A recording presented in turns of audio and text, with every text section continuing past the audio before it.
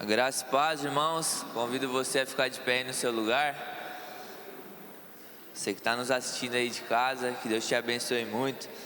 Eu quero ler com você rapidamente o que está escrito lá em Isaías, capítulo 43, versículo 18 e também 19. Diz assim: não vos lembreis das coisas passadas, nem considereis as antigas, eis que faço coisa nova que está saindo à luz. Porventura não percebeis? Eis que porém um caminho no deserto e rios no ermo.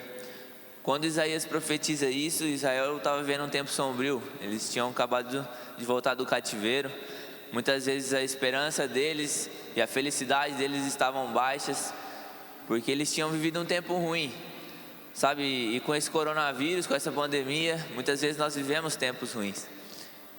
Só que Deus, Ele é especialista em trabalhar no deserto da nossa vida. E aqui ele diz, Isaías profetiza: esquece aquilo que passou, aquilo que foi já era, agora eu estou fazendo algo novo.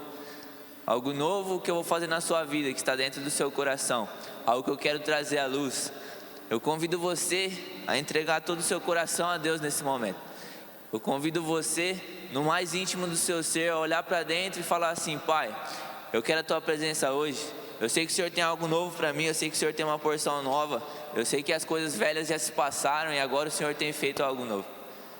Deus tem feito coisas novas na minha vida, Deus tem feito coisas novas na vida de muitos aqui. No meio de uma pandemia, de um tempo ruim, Ele transformou o nosso deserto em rios no ermo. Ele transformou o nosso deserto em coisas boas. Nós experimentamos a bondade de Deus onde jamais esperaremos experimentar, porque Ele é um Deus de coisas impossíveis, Ele é um Deus que tem prazer em nos abençoar. E eu convido você agora a render o seu coração a Deus em adoração, que você possa louvar a Ele, cantar a Ele de todo o seu coração. Que Deus te abençoe muito.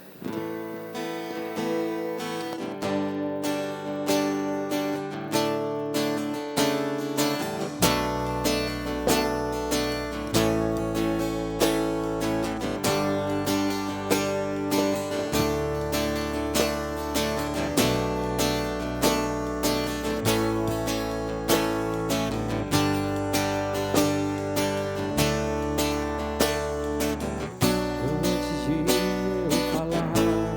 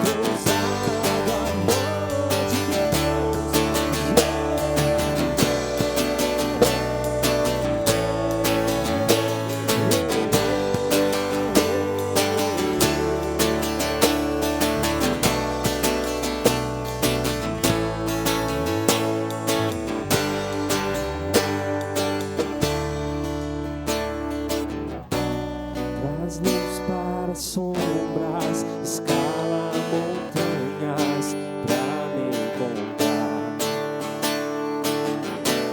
Derruba muralhas, destrói as mentiras pra me encontrar.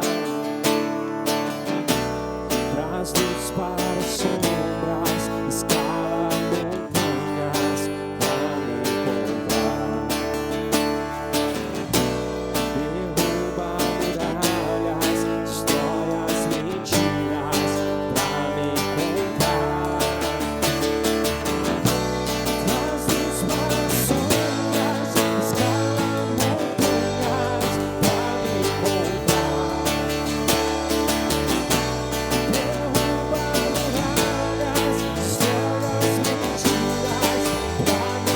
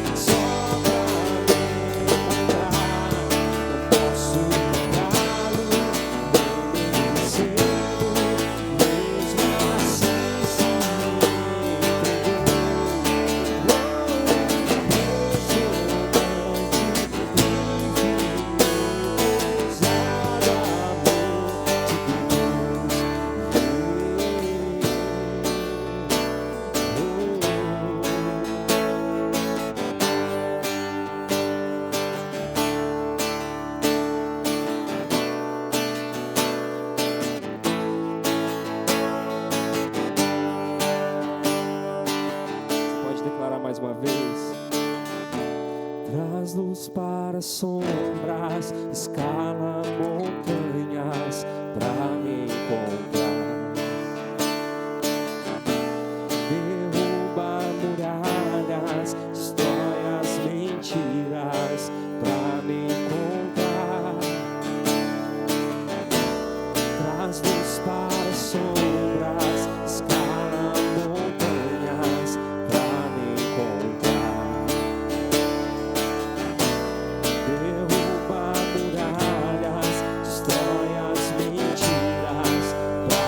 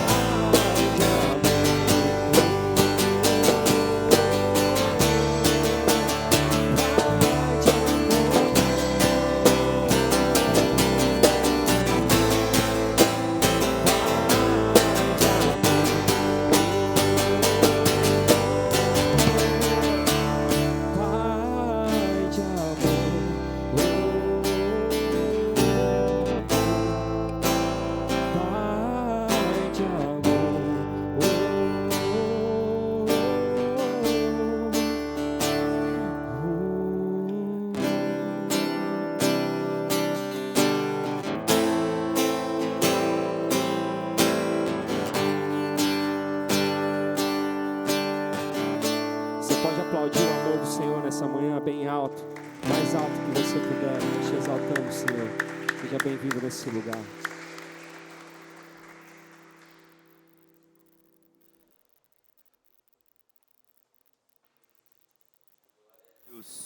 Amém. Glória a Deus.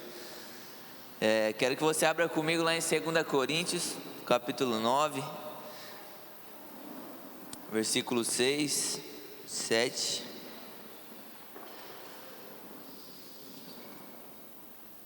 A palavra de Deus diz assim: e isto afirmo, aquele que semeia pouco, pouco também ceifará. E o que semeia com fartura, com abundância também ceifará. Cada um contribua segundo tiver proposto no coração, não com tristeza ou por necessidade, porque Deus ama a quem dá com alegria. Bom, primeiro Paulo fala sobre a semeadura. Sabe, a lei da semeadura ela é muito clara. Tudo aquilo que você semear é aquilo que você vai colher. Se você tem plantado muito, você vai colher muito. Se você plantar pouco, pouco você colherá. Mas para mim, o que mais toca o meu coração, no final do versículo 7, é que ele diz: porque Deus ama a quem dá com alegria. Quando você ganha um presente, e essa pessoa te dá esse presente com extrema alegria, como você recebe ele? Você fica muito feliz, você fica muito alegre. É diferente quando alguém te dá algo somente por te dar. Fala assim: tá sobrando aqui, toma, pega. Ou quando alguém vai lá e compra e dá especialmente para você. Sabe, a parte que mais toca o coração de Deus é isso, porque Deus não precisa do seu dinheiro, Ele não precisa daquilo que você tem. Pelo contrário, somos nós que precisamos de Deus. Mas o que Deus precisa e o que Ele deseja é essa honra por trás do dar, por trás do ofertar, por trás do dizimar. Deus, Ele se sente extremamente honrado, sabe? Eu tenho experimentado da graça de Deus e no meu coração não há nada mais justo do que eu devolver um pouco daquilo que Ele tem me dado. Porque o que eu tenho não pertence a mim, mas sim a Deus. Eu creio que todos nós entregamos nossa vida a Deus, e quando nós entregamos, quer dizer que não pertence mais a nós, e sim a Jesus Cristo. Então tudo aquilo que vem comigo, tudo aquilo que é minha herança, pertence a Deus. E o meu coração se enche de alegria por poder devolver um pouco daquilo que Ele me dá, por poder ofertar na casa de Deus, sabendo que Deus, Ele não precisa do meu dinheiro, mas eu tenho honrado Ele com aquilo que eu tenho. Eu queria convidar você a fechar os seus olhos, separar a sua oferta, aquilo que você trouxe hoje, o seu dízimo, a sua primícia. Senhor, nós estamos muito felizes, Pai, alegres, porque o Senhor tem nos sustentado, o Senhor não tem deixado faltar nada. O Senhor, pelo contrário, Deus tem dado muito em abundância, Pai, e nós temos para compartilhar. E nós temos para ofertar na Tua casa, Deus, e não porque o Senhor precisa, mas porque nós queremos honrar o Senhor. Nós queremos devolver um pouco daquilo que o Senhor nos dá, Pai. Então recebe a nossa oferta, Deus, de todo o coração, Pai, aquilo que nós temos. Eu te agradeço, Pai, porque eu sei que o Senhor multiplica, Pai, a nossa semente. E nós temos colhido, Pai, porque nós temos plantado. E que possa ser um solo fértil, Deus, cada vez mais, no nome poderoso de Jesus. Amém. Pode trazer a sua oferta.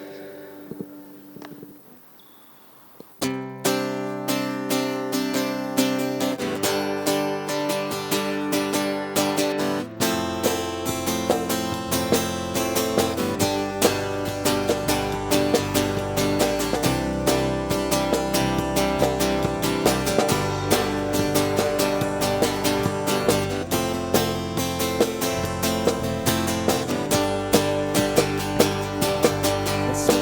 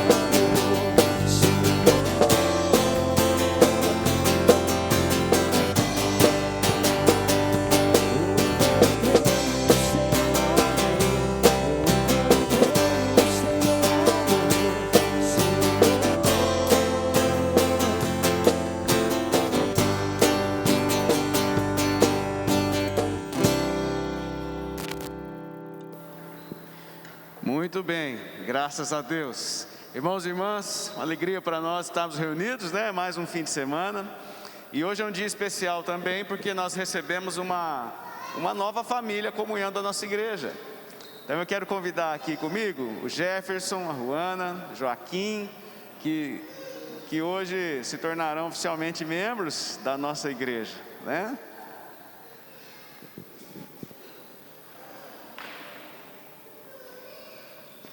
O Jefferson e a Juana estiveram aqui essa semana com a gente, aqui no gabinete.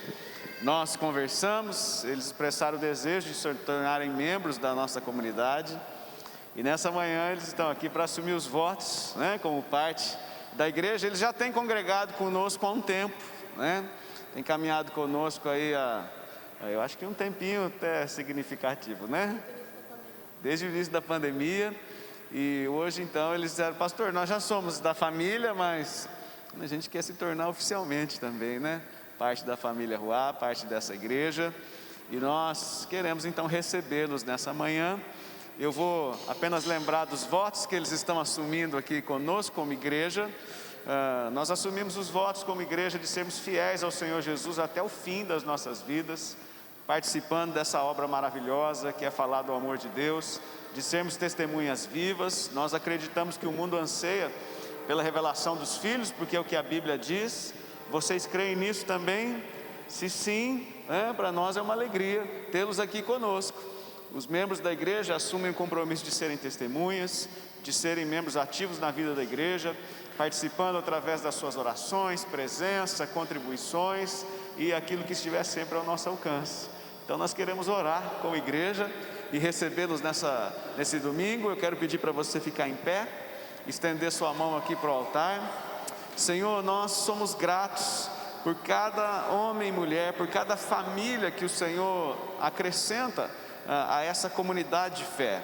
Nós te agradecemos porque somos igreja do Senhor e juntos nós somos muito mais fortes. Nós temos uma capacidade ainda maior para glorificar o teu nome, para tornar o teu nome conhecido. E hoje, Senhor, com alegria no coração, nós recebemos o Jefferson, a Juana, o Joaquim, e nós os abençoamos nesse dia. Nós oramos para que a bênção do Senhor seja sobre o lar, sobre a casa, sobre os negócios, sobre a saúde. Em cada área nós, nessa manhã, Deus, profetizamos vida e bênção sobre eles. Que o teu amor seja derramado hoje de uma maneira especial e renovada nos corações dos teus filhos. Que eles, Deus, possam realmente serem testemunhas vivas do Senhor, aonde o Senhor os levar.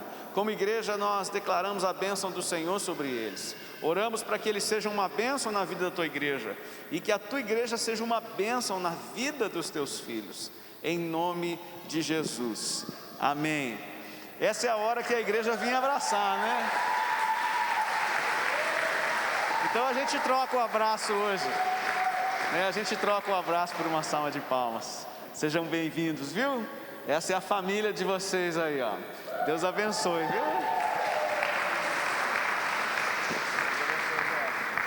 Deus abençoe, meu amigo.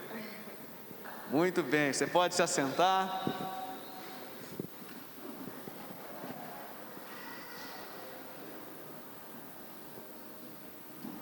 Graças a Deus. Eu quero ler com vocês o texto que está lá no Salmo 40, versículo 2. Se você puder abrir a sua Bíblia comigo no Salmo 40. Nós vamos ler apenas o versículo 2 desse texto. Obrigado, Thaís.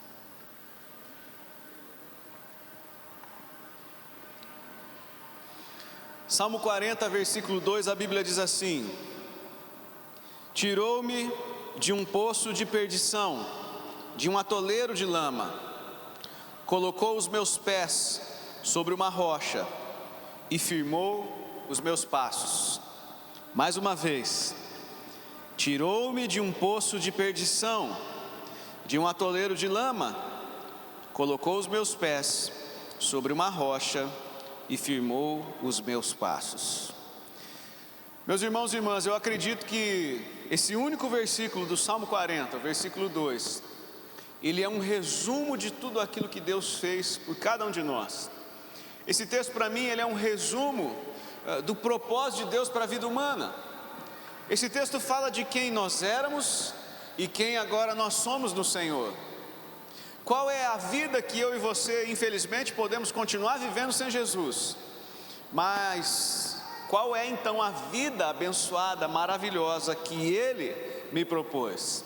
E eu e você fomos chamados para viver sobre a rocha. Eu e você fomos chamados por Deus para vivermos uma vida inabalável.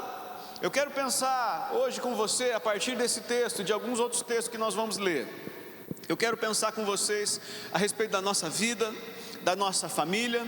Eu quero pensar com vocês a respeito dos nossos casamentos, dos nossos lares, enfim, eu quero pensar a respeito de tudo aquilo que eu e você somos e temos, mas firmados em Jesus, estabelecidos sobre o fundamento que é Cristo. Nós queremos pensar em nossa vida alicerçada no Senhor. Nós não queremos falar da vida natural, aquela vida que falha todos os dias, que nos decepciona, que enfrenta problemas. Não, nós queremos falar da vida que eu e você fomos chamados para viver. Uma vida de excelência, uma vida que de fato é então uma vida inabalável. E como é que nós podemos então viver essa vida inabalável que o próprio Deus nos propõe?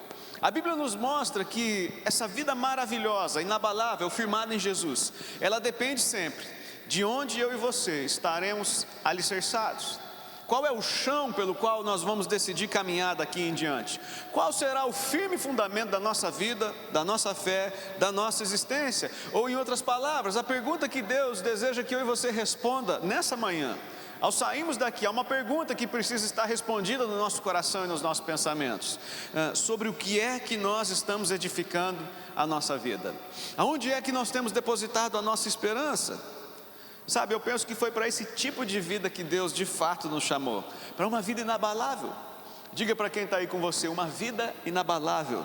Repita isso comigo, uma vida inabalável. É isso que Deus me chamou a experimentar. Não uma vida de altos e baixos, não uma vida do tipo, deixa a vida me levar, a vida leva eu. Não, não. Você não é uma pobreza cultural qualquer. Você é mais do que isso, você é obra do Criador. Eu e você fomos feitos à imagem e semelhança de Deus. Nós não podemos ser comparados a uma filosofia medíocre de vida qualquer. Nós não podemos achar que nós somos mais, ou melhor, nós somos menos daquilo que Deus disse que eu e você somos. Há um plano abençoado, perfeito, maravilhoso para nós. Então se o desafio nosso é aprender a fundamentar, alicerçar a nossa vida em Jesus, eu quero ler um segundo texto com você. Evangelho de Mateus, abra lá comigo no capítulo 7. Mateus 7, versículos 24 até o 27. Acompanhe comigo aí. Mateus 7, 24 a 27, a Bíblia diz assim: todo aquele, pois, que ouve essas minhas palavras e as pratica, será comparado a um homem prudente que construiu a sua casa sobre a rocha. Caiu a chuva, transbordaram os rios, sopraram os ventos e bateram com força contra aquela casa. E ela não desabou, porque tinha sido construída sobre a rocha. Olha o que Jesus está dizendo, uma casa que não desaba é uma casa construída sobre a rocha. Versículo 26. Mas todo aquele que ouve as minhas palavras e não as pratica, será comparado a um homem insensato que construiu a sua casa sobre a areia. Caiu a chuva, transbordaram os rios, sopraram os ventos e bateram com força contra aquela casa, e ela desabou, sendo grande a sua ruína. O resumo do texto, a ideia central de Mateus 7, é que pessoas prudentes, pessoas que estão olhando para aquilo que o Senhor chamou-as a viver, essas pessoas entenderam que o fundamento é o que faz a diferença.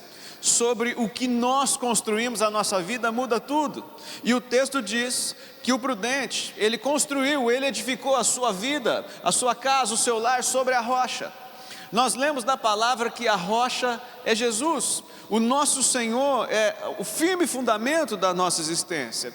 Agora eu quero mostrar para você como essa figura da rocha é tão presente na palavra. Como que nós podemos encontrar essa mesma ideia sendo repetida em muitos lugares da Bíblia? Como é que o próprio Deus nos convence dessa verdade? E ao mesmo tempo, o Senhor na sua palavra mostra para nós que não existe tempestade nenhuma pela qual eu e você possa passar, que possa nos fazer perder o melhor da vida. Não existe tempestade na vida que possa nos impedir de viver e andar com Deus. Não há nada que possa destruir a vida de alguém que já se alicerçou na rocha. Agora a tempestade vem para abalar, para derrubar aquilo que foi firmado em algum outro lugar. Se a sua vida foi de fato edificada em Jesus, sobre o firme fundamento no Senhor e na fé dos apóstolos, meu irmão, minha irmã, não tem o que derrube, não tem o que nos impeça de viver, de amar, de experimentar o melhor do Senhor. A Bíblia diz que o Senhor envia as tempestades para abalar coisas que são abaláveis, e não as inabaláveis. Nós lemos isso, por exemplo, em Hebreus 12. Esse é o terceiro texto que eu quero que você acompanhe comigo. Se você tiver com a sua Bíblia, acompanhe comigo, Hebreus 12, versículo 26 até o 29. Olha que interessante o que a palavra do Senhor diz aqui. O autor de Hebreus, ele começa o capítulo 12 aí, no versículo 26 até o 29, dizendo assim, ó: naquele tempo, a voz dele abalou a terra. Ele está falando da voz de Deus. Mas agora, o mesmo Deus promete dizendo: mais uma vez, eu farei tremer não só a terra, mas também o céu. Olha o que o autor de Hebreus está dizendo: mais uma vez, eu farei tremer toda a terra, mas não só a terra, eu farei tremer o céu também. E no versículo 27 ele diz assim: ora, as palavras, mais uma vez, significam a remoção dessas coisas abaladas, ou seja, das coisas que foram criadas por nós, para que permaneçam as coisas que não podem ser abaladas. Por isso, recebendo nós um reino inabalável, retenhamos a graça, pela qual sirvamos a Deus de modo agradável, com reverência e temor, porque o nosso Deus é fogo consumidor. Olha que coisa maravilhosa que o autor de Hebreus diz para nós. Você leu comigo o versículo 26 aí de Hebreus 12. O primeiro versículo que nós lemos desse texto, o autor começa dizendo assim: naquele tempo a voz dele abalou a terra, mas agora ele promete dizendo: mais uma vez eu farei tremer a terra, e não só a terra, mas também o céu. Mas olha essa expressão, ele diz assim: mais uma vez. O que Deus está dizendo é que ele já abalou a terra uma vez. No passado, e nós lemos na Bíblia, ele já fez algo significativo.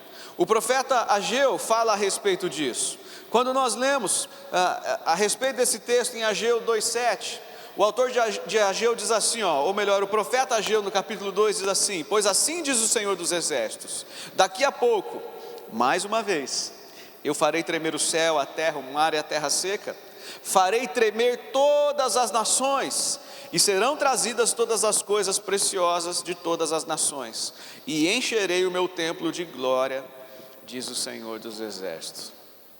Meu irmão, minha irmã, é só olhar para o que está acontecendo no mundo. Avalie o cenário mundial. Dá uma olhada para o que aconteceu nesse tempo da pandemia. Perceba como a profecia de Ageu, lá do passado, muito tempo atrás, como essa profecia é real, como esse texto é atual. Olha o que Deus está dizendo: eu farei abalar as nações, eu farei a terra tremer, eu vou abalar tudo, a terra, o céu, o mar, a terra seca.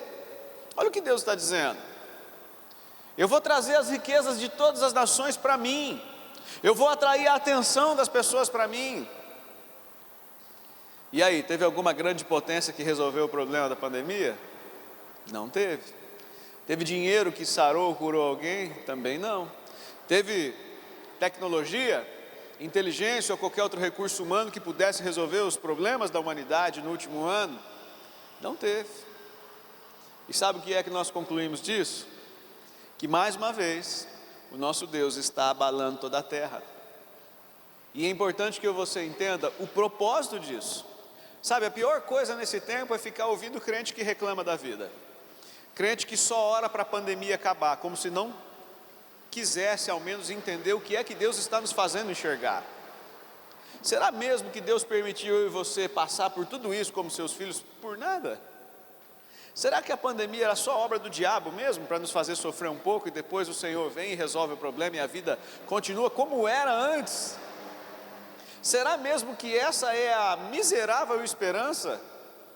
Eu não diria nem do mundo, eu diria dos filhos de Deus, que deveriam aspirar a uma pátria superior, esperar por algo que é maior do que o que nós vemos nessa vida e nessa terra. Será que a nossa esperança se resume mesmo apenas a essa vida, como o autor de 1 Coríntios 15 diz? São a respeito dessas coisas que nós precisamos pensar. É a respeito disso que o autor de Ageu fala e que também o autor de Hebreus, muito tempo depois, está dizendo mais uma vez: ele virá, e ele veio. Ele veio no nosso tempo, na nossa geração, para abalar o mundo, e é importante que você entenda o propósito. O Ageu diz o propósito: eu vou encher o meu templo de glória, eu vou encher a minha casa de glória, eu vou atrair o meu povo de volta para mim. Olha só, quais são as riquezas das nações? Talvez para o mundo, dinheiro, tecnologia, poderio bélico ou qualquer outra coisa assim. Para Deus não. Qual é a riqueza que Deus depositou em cada nação? As pessoas, as almas. Se há algo que Deus está atraindo de volta para Ele nesses dias, é a atenção, o coração dos filhos e filhas. Se há algo que Deus está reunindo, e isso é profético, porque a Bíblia fala a respeito disso, que nos últimos dias Ele atrairia para si os filhos que estão dispersos, voltariam os seus olhos, voltariam o seu coração para o Senhor, e há um chamado para nós, para voltarmos a esse primeiro amor, o amor de Deus por nós, a voltarmos a essa plena comunhão, a essa vida de intimidade. Esse é o lugar que Deus está nos atraindo de volta nesse tempo. Ageu fala a respeito disso. Jesus disse a respeito disso em Lucas 12, versículo 56, quando Jesus está diante de fariseus e de tantos homens tão inteligentes do seu tempo. Então Jesus diz assim para eles: hipócritas, vocês sabem interpretar a aparência da terra e do céu, mas não sabem discernir essa época. Vocês sabem olhar para o céu e dizer: vai chover. A gente sabe ler de repente um relatório financeiro aí de alguma nação e dizer assim: ó, ano que vem vai faltar comida. A gente sabe ler tanta coisa que nos faz parecer inteligentes, mas como filhos de Deus, será que nós não conseguimos fazer uma leitura simples de que os sinais da palavra estão se cumprindo muito mais rápido do que qualquer tempo da nossa existência? Será que nós não conseguimos perceber o que Deus está fazendo? Será que não está claro para nós que está chegando o momento dos filhos ou dos verdadeiros filhos e filhas voltarem para a presença do Pai? Será que Deus não espera nada de nós nesses dias? Uma nova postura, um novo posicionamento, ou um reposicionamento, ou uma volta para a sua presença, para um compromisso, para uma vida firmada nele, que não muda, que é eterno?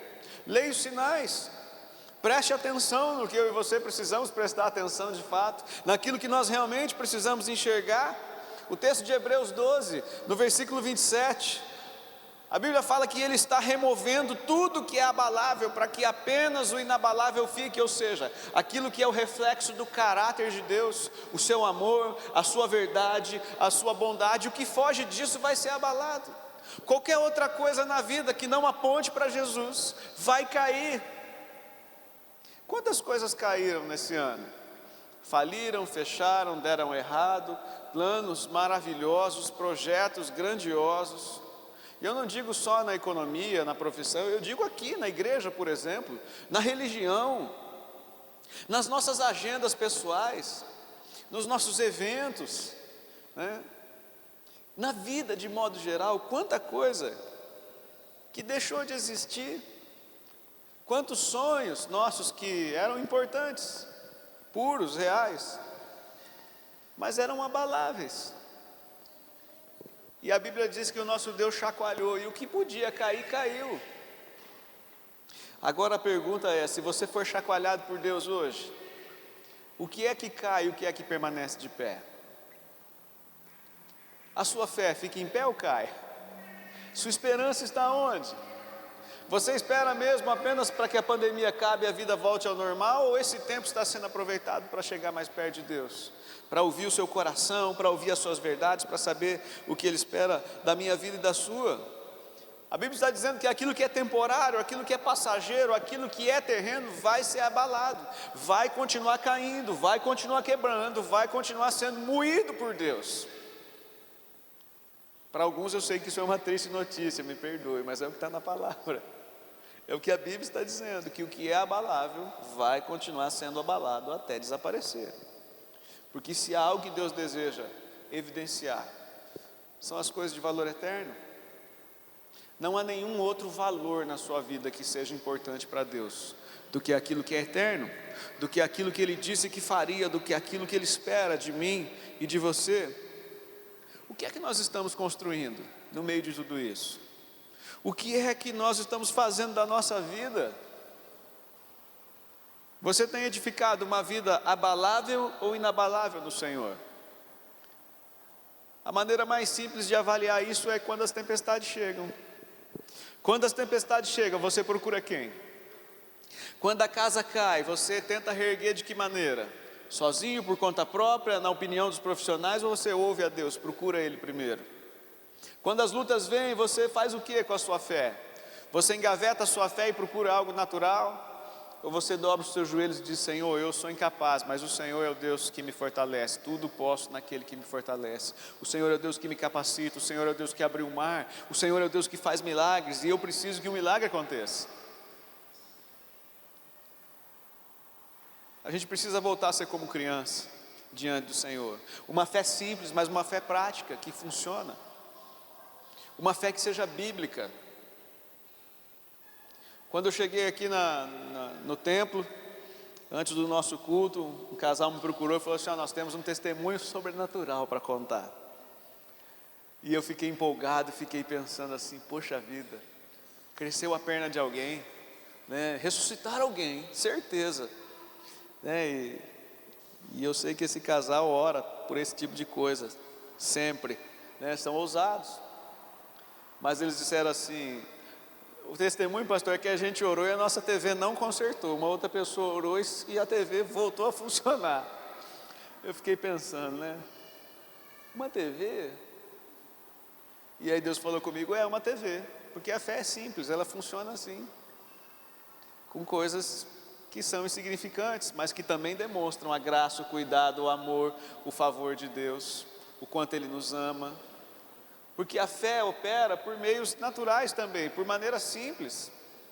E nós precisamos voltar os nossos olhos para Deus nesse nível, de saber que Ele não está envolvido apenas com as coisas grandiosas ou mirabolantes, mas Ele cuida da nossa vida nos pequenos detalhes. Desde que Ele seja a primeira opção, desde que Ele seja o grande recurso da nossa vida, desde que o nosso coração o procure com amor, com paixão, sabendo que Ele é a nossa opção. O problema é que muitos de nós, a gente parece muito inteligente.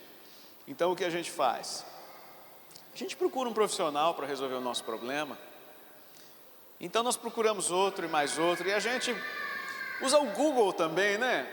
Tem crente que trocou a oração pelo Google. A gente pesquisa a solução de problemas no Google.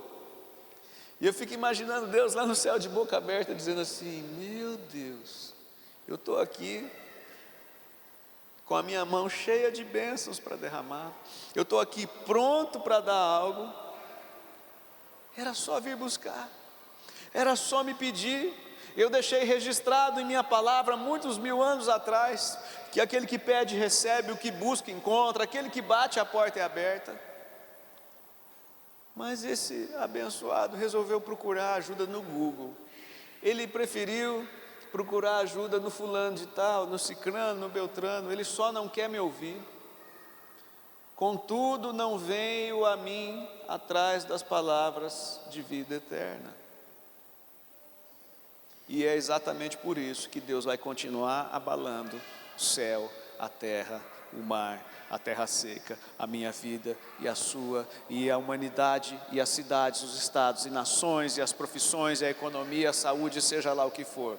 Porque enquanto Ele não derrubar tudo que é abalável, é inútil, Ele não vai parar. É a promessa da sua palavra. A Bíblia está dizendo que Ele vai consumir tudo que não presta, tudo que é inútil, tudo que não tem propósito vai ser consumido, porque o que Deus está edificando é um reino inabalável. Olha o que diz aí o versículo 28, um reino inabalável. Então pense comigo, na sua vida pessoal, na sua vida como indivíduo, como filho de Deus, o que na sua vida é inabalável hoje? Imagine comigo, as nossas autoridades resolveram fechar, não só a cidade, a nação toda, por 30 dias. Você não pode sair, não pode trabalhar, não pode ir no posto, não pode fazer nada. Pastor, vai morrer de fome. Não, 30 dias de jejum dá, vamos lá. Enfim, vai virar um caos, vai ter guerra, não sei. A minha pergunta é, na sua vida, o que é que permanece de pé? O que você faria? Em relação a Deus, a sua fé, como você aproveitaria o seu tempo? Eu estou dizendo isso porque, por absurdo que pareça, tem crentes que estão chorando, hoje, como se isso fosse um caos o que a gente está vivendo, né? Meus irmãos, nós estamos vivendo a melhor fase da pandemia, me desculpe, né? Eu não estou negando a realidade, os números, nada disso. Eu sei que tem muita gente morrendo, eu sei que tem muita gente internada. Nessa semana, na sexta-feira, eu estive na prefeitura, junto com o prefeito, orando pela cidade. Nós não temos leitos de UTI disponíveis nas cidades vizinhas, não temos, infelizmente. Nós temos metade da capacidade das UTIs para poder atender. Das UTIs não, desculpe, das enfermarias. A situação é crítica. Mas ao mesmo tempo, eu quero que você perceba que há muito mais coisa boa ainda acontecendo do que coisas ruins. Nós ainda temos uma liberdade que em alguns outros lugares não existiu, não aconteceu.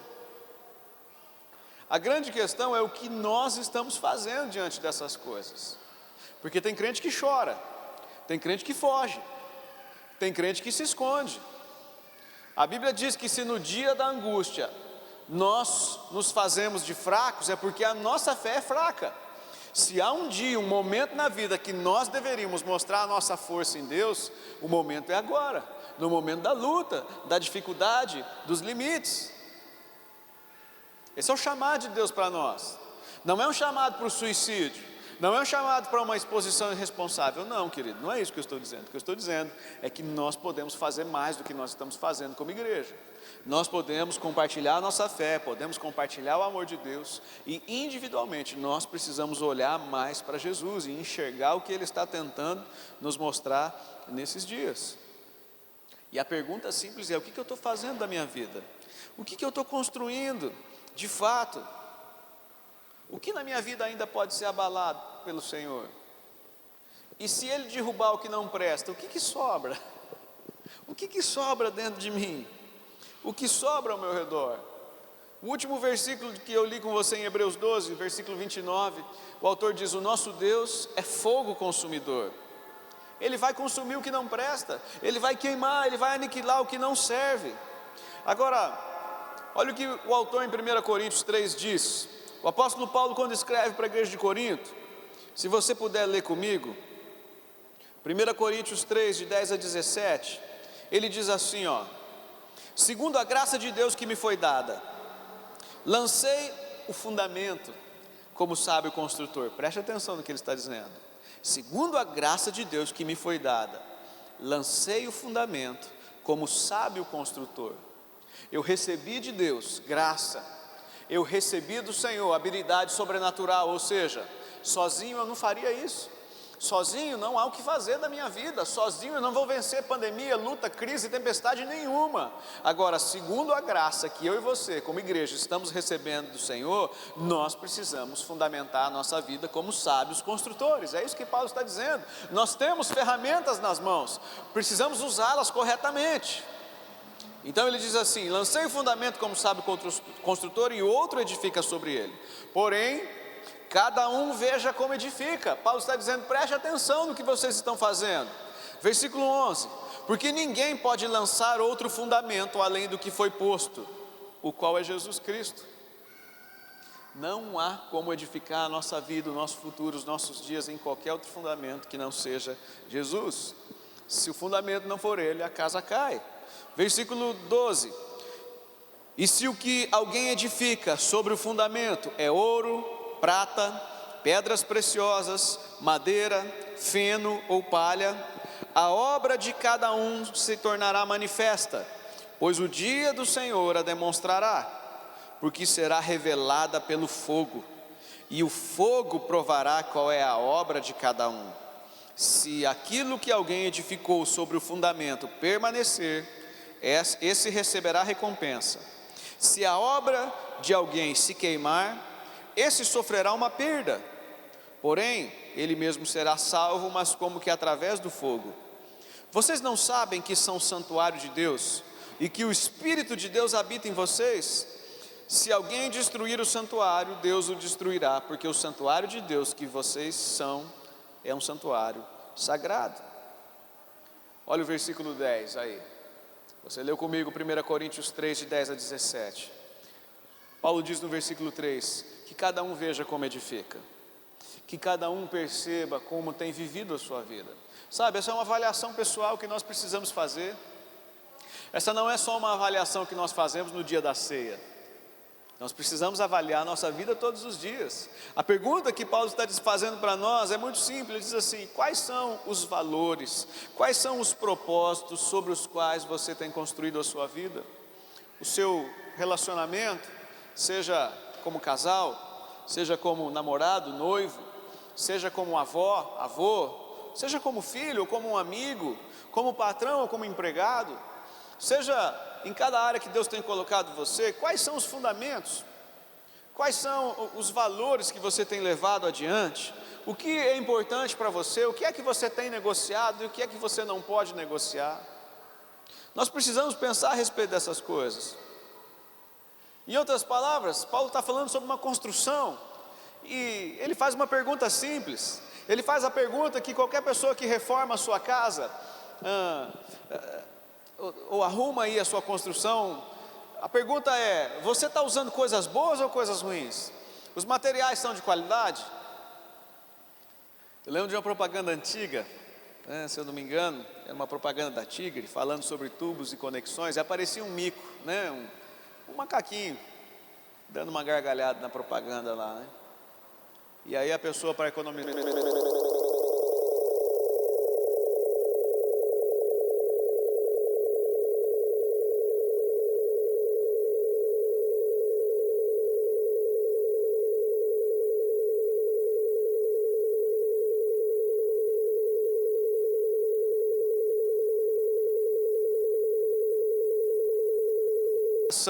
dessa construção que nós estamos fazendo no Senhor. Nós vamos pagar mico na vida com Deus também? Essa é a pergunta que Paulo está fazendo. Que cada um veja como edifica. Sua construção tem qualidade? Sua vida tem qualidade diante de Deus? Sua vida tem propósito, claro? Os seus dias? Ou você está na filosofia do Zeca? Vida me leva. Ou do Skank, Me leva para onde ela quiser. Vou deixar a vida me levar. Mas a verdade é que esses caminhos me levam para bem longe do Senhor. E se há uma maneira má de construir a vida, é assim.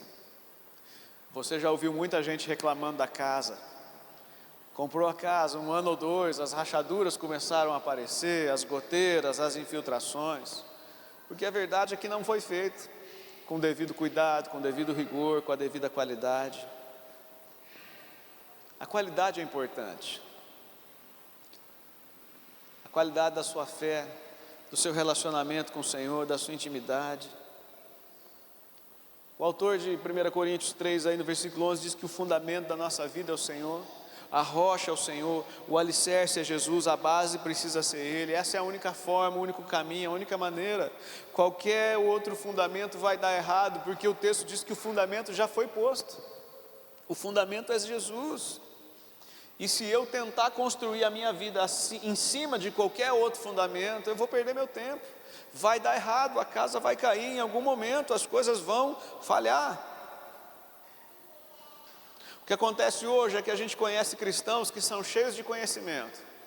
Eu ouvi na semana passada o meu discipulador dizer o seguinte na nossa célula. Ele falou assim: olha, eu me lembro quando eu fui pastor aí de vocês na cidade vizinha. Ele falou: lembra do fulano? Lembro. Lembra do cicrano? Lembro. Lembra do Beltrano? Lembro também. Pois é. Então ele deu um exemplo, falando disso que nós estamos falando. Falou: essas 3 pessoas, ou melhor, esses 3 casais, eram os professores do curso de casais. Essas pessoas ministravam, casados para sempre. Eram o que a igreja tinha, teoricamente, de melhor. E eu fiquei pensando a respeito daquilo. Eram pessoas que ensinavam o que não viviam. E é óbvio que o resultado hoje não é dos melhores. Nenhum desses casais continua junto. Nenhum. Os 3 casais se divorciaram, cada um seguiu a vida. Os filhos estão longe, distantes do Senhor, distantes de Deus. Porque sabe, às vezes quando nós tentamos construir a nossa vida em cima de qualquer outro fundamento que não seja o Senhor, e esses fundamentos podem ser coisas que pareçam boas. De repente é a minha profissão, é a minha família, são os meus títulos, o meu conhecimento. Eu poderia dizer: eu sou formado nisso, naquilo, eu sou mestre, doutor, eu sou, sei lá, o melhor profissional dessa área. Não tem ninguém que faça o que eu faço nisso. Então eu começo a colocar minha vida em cima de coisas que são abaláveis.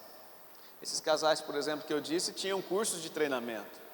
E eles treinavam pessoas. Mas Jesus deixou de ser o centro. Jesus deixou de ser o fundamento do relacionamento. E o que aconteceu? Tinha muita boa aparência. Pensa, eram os mestres do assunto.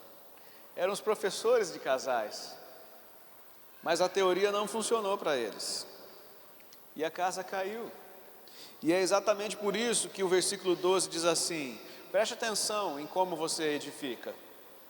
Ele diz no 12: alguns vão edificar com ouro, com prata, com pedras preciosas. E outros vão usar madeira, feno ou palha. Mas o que acontece é que quando essa construção for abalada, quando as tempestades vierem, quando o fogo chegar, e a Bíblia diz que o nosso Deus é fogo consumidor e Ele vai nos consumir todos os dias da nossa vida, a verdade é que se nós tivermos dado o nosso melhor na vida com Deus, o fogo vai revelar, o fogo vai mostrar. E o nosso futuro, o futuro da nossa casa, da nossa família, estão sendo construídos e dependem daquilo que nós fazemos hoje, daquilo que nós estamos fazendo agora. Então cuide para não ser mesquinho na vida com Deus. Cuide para não ter que economizar na oração, para não ter que economizar na sua leitura bíblica. Eu já precisei ouvir o absurdo de crentes antigos, né? O que é um crente antigo, pastor? Um crente que tem mais 2 anos de conversão, para mim já é um crente antigo. Jesus precisou só de 3 anos para tornar o reino de Deus conhecido. Então quem tem de 2 a 3 anos aí de fé ou mais, já é um crente antigo. A pessoa tinha muito mais tempo do que isso, de igreja. Ele me disse assim: eu não gosto de ler a Bíblia. Eu falei: por quê? Ele falou: poxa vida, pastor, é um livro chato, uma coisa entediante. Eu falei: deixa eu ver sua Bíblia. A pessoa não enxergava direito. A Bíblia tinha uma letra minúscula, velha, amarelada, livro fedido, esquisito. Mas a pessoa estava bem vestida, bem calçada, com a aparência em ordem. Então a gente precisa rever as nossas prioridades. Às vezes comprar uma Bíblia nova vai te ajudar a aprender a amar o que é importante.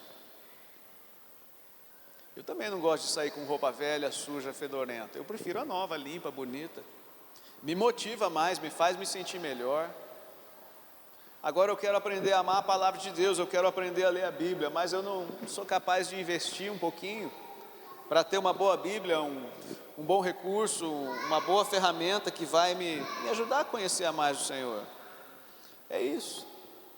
Você tem investido na sua vida com Deus? Eu gostaria tanto de aprender a ouvir a Deus, mas quanto tempo eu paro para ouvi-lo? Quanto tempo eu dedico a Ele em oração? Eu gostaria de conhecer mais da Bíblia. Quanta gente para e fala assim: pastor, a gente não vai ter um estudo bíblico? Eu falei: a gente tem todos os dias. Todo crente na sua casa deveria ser um estudante da palavra. Não, mas aqui na igreja, naquele formato antigo da escola dominical. Eu falei: olha, a gente tem as células, toda semana. Você tem 2 células? Não vou. Pois é, na célula a gente lê a palavra, a gente estuda, mesmo que de uma maneira simples. Mas assim, as pessoas cobram coisas que elas não são capazes de fazer. Coisas comuns, coisas simples, coisas óbvias que deveriam fazer parte da nossa vida. Eu respondi para alguém esses dias: nós não trabalhamos dessa forma. Falei: que forma? A forma que todo mundo acha que deveria ser. A forma que importa para nós é a forma que traz resultados. Como é que você consegue conhecer a Deus? Como é que você consegue se aproximar mais dele? Sabe por quê? A minha avaliação simples talvez não seja a avaliação melhor ou mais correta, mas eu percebo que encher pessoas de informação não significa transformar as suas vidas. Mas se você pegar o mínimo que recebeu do Senhor e começar a aplicar, já é o suficiente para começar a caminhar. E é disso que a Bíblia está dizendo. A informação simples que Deus está nos dando hoje é: os seus pés estão firmados sobre a rocha. Porque, como disse o Salmo 40, versículo 2, Ele nos tirou de um poço de lama. Ele nos tirou de uma vida de imundície, de sujeira. Ele firmou os nossos pés sobre a rocha que é Jesus. E eu não devo sair de lá, nunca mais. Eu não devo tirar os meus pés dessa rocha, desse firme fundamento, nunca mais. Porque a casa que foi construída sobre a rocha venceu as tempestades. Como é que ela conseguiu? Ouvindo e praticando a palavra. Tiago 1,22 diz: sejamos então praticantes da palavra e não somente ouvintes, enganando-nos a nós mesmos. Excesso de conhecimento só é bom para quem consegue praticar em excesso. Mas para a maioria de nós, meros mortais, o que Deus espera é que aquilo que eu estou ouvindo, eu comece a praticar. Aquilo que Ele está me chamando a viver precisa ser colocado em ordem. Eu ouço a Deus. Muito bem. Isso não, o que eu vou dizer agora não é uma crítica, é só um exemplo. Mas o que você anota então daquilo que você ouve de Deus? Você anota a resposta de oração? Hoje eu ouvi uma pregação, uma palavra maravilhosa do trono de Deus, né? A gente gosta de usar essas expressões. Tá bom, você anotou? O que você ouviu? Eu não lembro nem o texto bíblico que eu meditei. Então a gente diz que dá valor, não dá. A gente anota a receita de bolo para não esquecer. A gente anota o telefone do gás. A gente anota o telefone de gente estranha. Mas a gente não dá nota das coisas que Deus está dizendo. A gente não registra respostas de oração. A gente tem dificuldade de registrar palavras proféticas. E aí a gente diz: Senhor, eu quero estar firmado sobre a rocha. Espera lá, meu amigo. Essas coisas inabaláveis vão cair. O fogo vai consumir. Construir em cima da areia vai dar problema em algum momento. Os alicerces humanos, da cultura, do dinheiro, da fama, da popularidade vão cair, não vão resistir. Quando a tempestade chegar, ou quando o fogo consumidor começar a provar, as coisas vão mudar. Romanos 2,13 diz assim, para a gente caminhar para o final: porque justos diante de Deus não são aqueles que somente ouvem a lei, mas os que praticam a lei é que serão justificados. Eu imagino sim que quando nós chegarmos diante de Deus, vai haver algumas pessoas desinformadas dizendo assim: Senhor, eu passei a vida ouvindo a Tua palavra, eu passei a maior parte do meu tempo seguindo o Senhor, e infelizmente alguns vão ouvir: afasta-se de mim, você que pratica iniquidade. Eu não o conheço, porque eu não pedi para ouvir apenas, eu pedi para praticar. Eu ouvi tanto, mas pratiquei tão pouco. E nós precisamos mudar isso. Nós precisamos pegar o pouco que temos recebido e fazer o pouco funcionar. Mateus 25 fala da parábola dos talentos. O Senhor chamou 3 dos seus servos, a um deu 5, a outro deu 2 e a outro deu 1 talento. O que tinha 5 saiu, multiplicou os seus talentos, voltou com 10. O que tinha 2 saiu, também multiplicou os seus talentos, voltou com 4. O que tinha 1 recebeu menos. É verdade. E todo mundo diz assim: coitado, recebeu só uma moedinha. Agora eu quero mostrar a você uma outra perspectiva para te fazer entender como é que a nossa fé pode ser colocada em prática. E eu e você estamos na vantagem. E eu quero ser esse servo de 1 talento. Pensando por esse ponto, eu quero ser essa pessoa. Quem tinha 5 precisou trabalhar mais para multiplicar e ter mais 5. Quem tinha 2 tinha menos, mas precisou trabalhar por 2. Agora havia um servo que tinha um único talento. E é importante que você entenda que a Bíblia está mostrando para nós, primeiro, que não existe ninguém sem capacidade diante de Deus. Todos nós temos capacidade. Por menor que a capacidade seja, ela está aí. Por mais difícil que pareça para você pôr em prática o que você recebeu de Deus, isso é uma mentira, você é capaz. Por menor que seja, por mais estranho que seja, Deus deu a você capacidade para viver a sua palavra. Então aquele servo que tinha um talento, ele não acredita no que Deus havia colocado sobre ele. Então ele enterra o talento. E quando o seu senhor volta, esse servo se dá mal com o Senhor. Os 2 primeiros ouvem assim do Senhor: muito bem, servo bom e fiel. Foste fiel no pouco, sobre o muito te colocarei. Mas aquele servo que enterrou o talento ouve: você foi um servo mau e negligente. Você vai ser preso e você vai conhecer o que é o choro e ranger de dentes. É um final triste, terrível. Mas o que essa pessoa não conseguiu perceber é o que muitos de nós, no nosso tempo, ainda não perceberam. Que para quem tem menos, há uma facilidade muito maior de viver e praticar. É menos trabalho, é menos esforço, é menos exigência. O que Deus espera é o mínimo. Percebe? O problema é que alguns dizem: é muito pesado. Não, isso é mentira. Me perdoe a expressão, mas isso é safadeza. Dizer que a vida cristã é pesada, que andar com Deus é um jugo muito pesado. Não é. Isso é desculpa de gente sem vergonha. Me perdoe a sinceridade.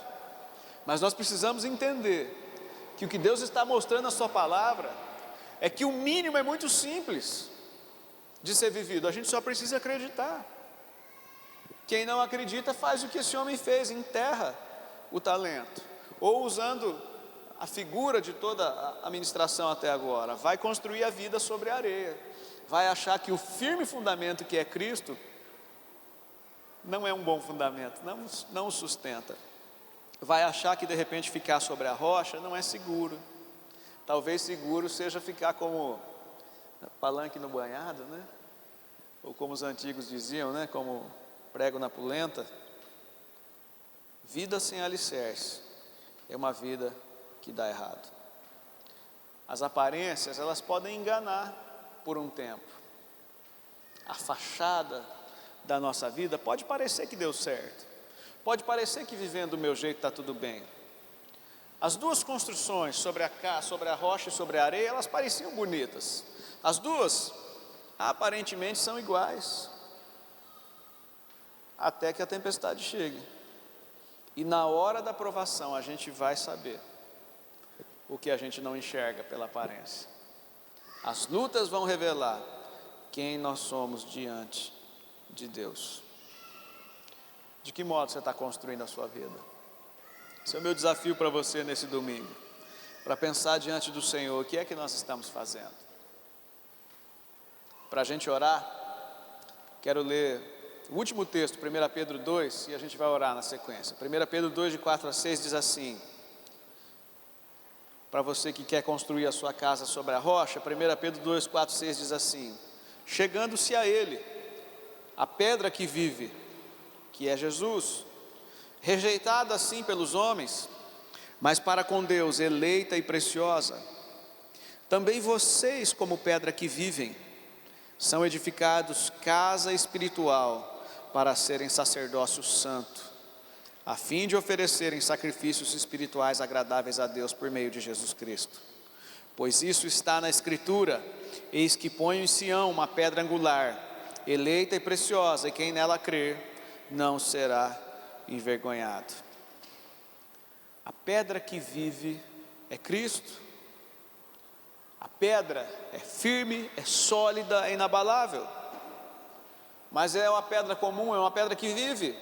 É uma pedra que é fonte de vida. É uma pedra que na sua capacidade de ser inabalável também transmite vida. É fonte de vida. E essa mesma pedra está dizendo: vocês são as pequenas pedras que vivem. Vocês estão sendo chamados para viver comigo. E para viver como eu vivo. Como inabaláveis. E que levam vida.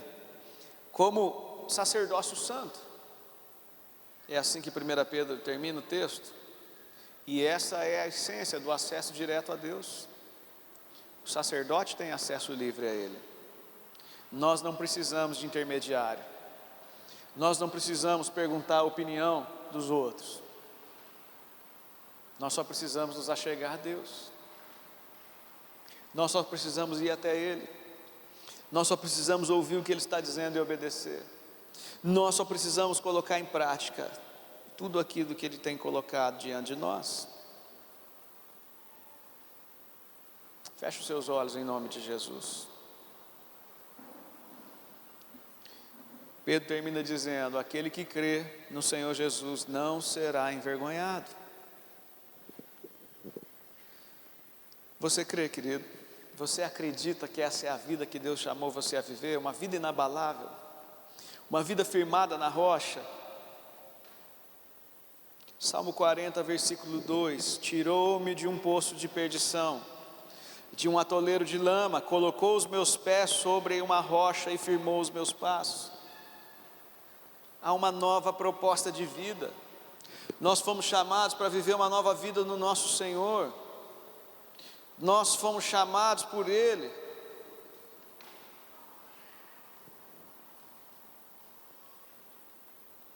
Pai, em nome de Jesus, nessa oportunidade que nós estamos reunidos, Deus, diante de Ti, para ouvirmos a Tua palavra, eu quero colocar a vida e o coração dos meus irmãos e irmãs diante de Ti. Tua palavra diz que o Senhor nos chamou para vivermos num reino inabalável.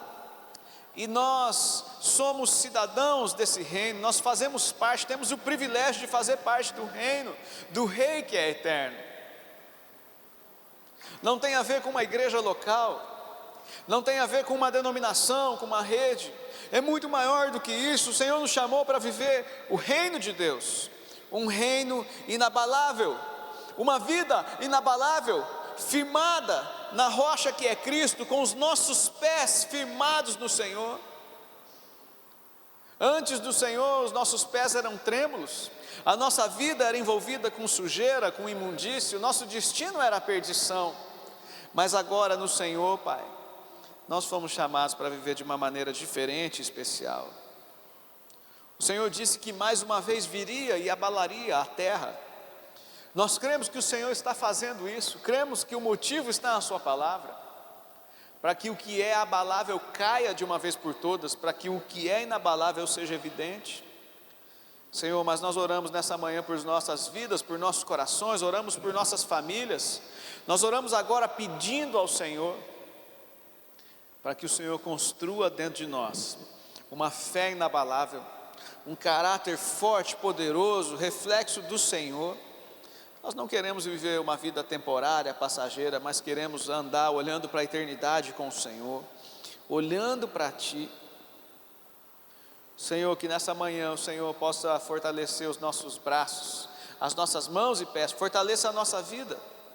Eu oro, Deus, para que cada um possa ver e rever como está edificando a sua vida, a sua casa, o seu lar, o casamento, a educação dos filhos, a profissão, a esperança. Eu oro para que cada um possa rever como é que está edificando, para que possam, Deus, realmente dedicar o seu melhor, possam, Deus, usar ouro, prata, pedras preciosas, possam, Deus, depositar o melhor diante do Senhor.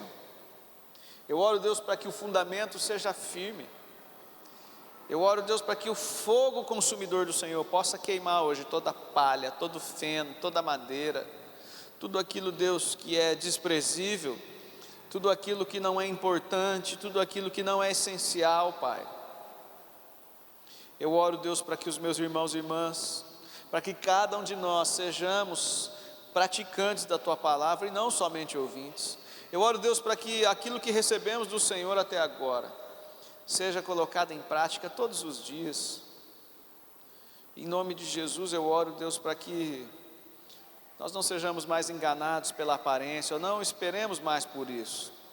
Mas eu oro, Deus, para que nessa manhã, nesse dia, nesse domingo especial, o Senhor nos ajude a viver como pedras que vivem, como pedras preciosas para o Senhor, como um sacerdócio santo, como casa espiritual do Senhor. Em nome de Jesus, que a nossa vida, Pai, possa refletir a vida do Senhor. E eu oro, Deus, para que aqueles que crerem não sejam envergonhados. Eu oro, Deus, para que a nossa fé nos leve a viver e experimentar o melhor da vida nesse tempo, que é o Senhor. Eu abençoo os meus irmãos e irmãs, eu abençoo a Tua igreja nesse dia, em nome de Jesus, amém.